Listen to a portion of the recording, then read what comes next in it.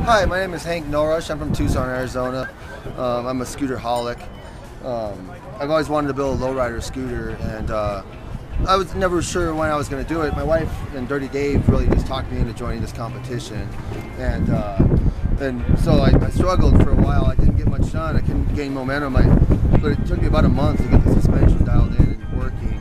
And once that happened, I showed it to my friend Scott Madden, and he just couldn't believe it. When he saw this thing hopping around, he wanted in, so he helped me all the way till the end with all the fabrication, right down to even shooting the paint for me. So really where it started was this Continental kit. We were like, no lowrider is going to be complete without a Continental kit. So we whipped this out in one weekend, and then it just went from there. We really just looked to the scooter for the line. We just wanted to just do whatever felt right and not hold back on this project. So we did this tail section. And then Wednesday evening, we whipped up these tail lights, and they're run with LEDs. I machined up the bullets on them, and we were really happy. But then we were looking at the scooter, and it just wasn't balanced at all with all the stuff on the back. So we went right to the front, and we came up with these mirrors here, and we call them organic because there's no straight lines anywhere on this. And the first one, believe it or not, was relatively easy, but when it came to doing a mirror image of the first one, it was a little tricky, but we got it, we prevailed, and we were really happy with it.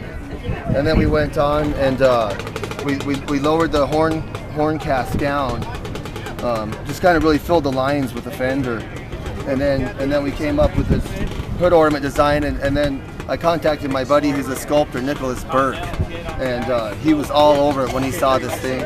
So right the last minute he got this thing out of the chrome shop on Thursday before this rally.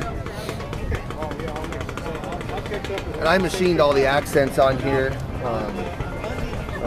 all over it. And then my old neighbor Carlos from Top Line, Carlos Gonzalez, he saw this thing and he just jumped right in at the last minute, and he got me the seat upholstery, I mean, the floorboards and the grips, and he got it for us Thursday right before we came down here.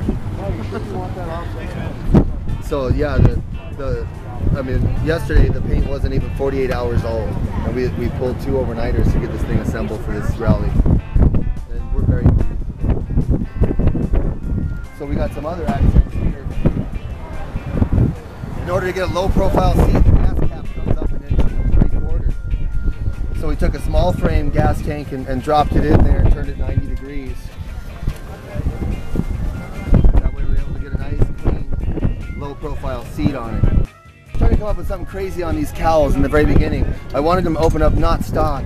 And I was doing all kinds of crazy things, trying to figure out what to do, and my wife said, why don't you just have them fold open? And I was like, yes! That's exactly what we did. And we loved it. So we did it to both sides.